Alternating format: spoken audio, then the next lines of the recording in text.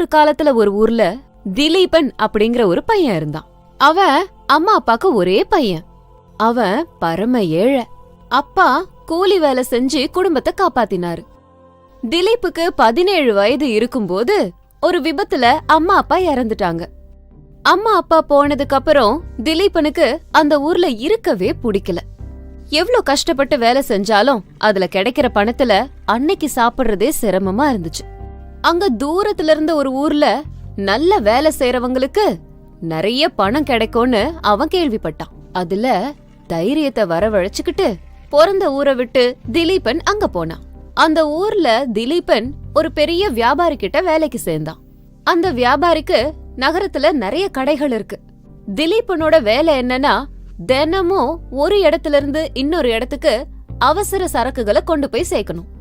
திலீபன் இந்த மாதிரி வேலை செஞ்சு 10 வருஷத்துல கொஞ்சம் சொத்துக்களை சேர்த்தான். இந்த 10 வருஷத்துல திலீபன் துணிமணிக்கும் உணவுக்கும் ஆடம்பரமா செலவு பண்ணாம பண்டிகை நாட்கள்ல கூட சந்தோஷமா இருக்க செலவு பண்ண மாட்டான். ரொம்ப சாதாரணமா வாழ்ந்து வந்தான். ஒவ்வொரு மாதமும் முதலாளி தர்ற பணத்துல கொஞ்சம் பணத்தை எடுத்து ஒரு முதியவர்கிட்ட கொடுத்து வச்சிருந்தான். இந்த 10 வருஷத்துல அந்த பணம் நிறைய சேர்ந்து இருந்தது. இதுல அவனுக்கு ஒரு யோசனை வந்தது. தன்னோட ஊருக்கு போய் ஏதாவது சின்ன வியாபாரம் செஞ்சா நல்லா இருக்கும்லன்னு தோணுச்சு. இந்த யோசனை எப்படி இருக்குன்னு தான் பணத்தை சேமிச்சு வச்ச முதியவர்கிட்ட கேட்டான். உடனே அந்த பெரிய மனுஷன் திலீபன் நல்லா வாழணும்னு சொல்லி தன்கிட்ட கொடுத்து வச்ச பணத்தை அப்படியே திரும்ப கொடுத்தாரு. திலீபன் அந்த பணத்தை மூட்டையா கட்டி ஒரு நாள் காலையிலேயே தன்னோட ஊருக்கு புறப்பட்டான். திலீபன் ரொம்ப உஷாரா மத்தியானம் வரைக்கும் எங்கேயும் ஓய்வெடுக்காம நடந்தான். ஆனா வெயில் ரொம்ப அதிகமா இருந்ததால அவனுக்கு அவ்வளோ பலுவா இருந்த அந்த பணத்தை எடுத்துட்டு நடக்கிறது சிரமமா இருந்துச்சு. அங்க கொஞ்ச நேரம் ஓய்வெடுக்கலான்னு பார்த்தா கண்ணு கெட்டின தூரம் வரைக்கும் பனைமரங்கள் தான் இருந்துச்சே தவிர வேற எதுவுமே இல்ல.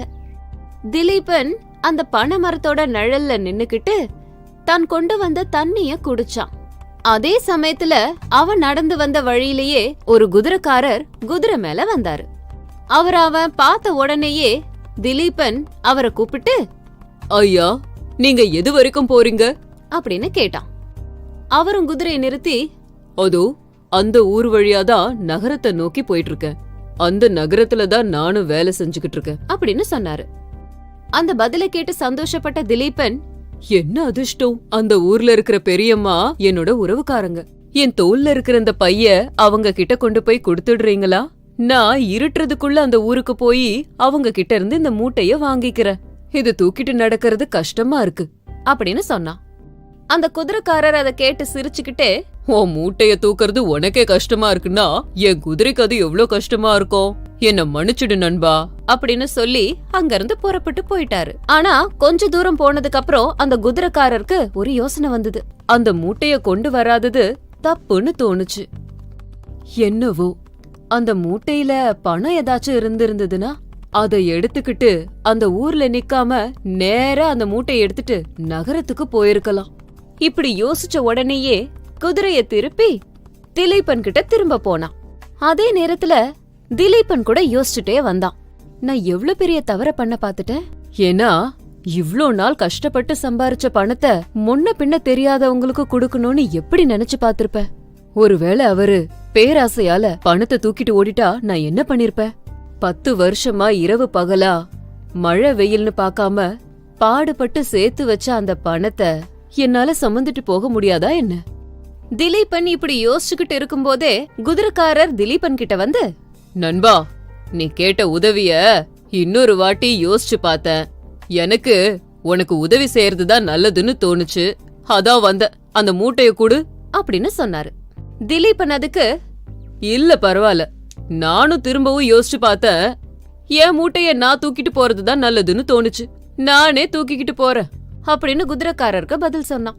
2 பேரும் ஒருத்தர் மனசுல ஒருத்தர் என்ன இருக்குன்னு தெரிஞ்சுக்கிட்டாங்க. குதிரைக்காரர் எதுவுமே சொல்லாம குதிரைய திருப்பிக்கிட்டு போயிட்டாரு. அதுக்கப்புறம் திலீபன் தன்னோட ஊருக்கு போய் அந்த பணத்துல சின்ன வியாபாரம் ஆரம்பிச்சு நல்லா சம்பாரிச்சு ஒரு பொண்ண திருமணம் செய்துகிட்டு சந்தோஷமா வாழ்ந்தான்.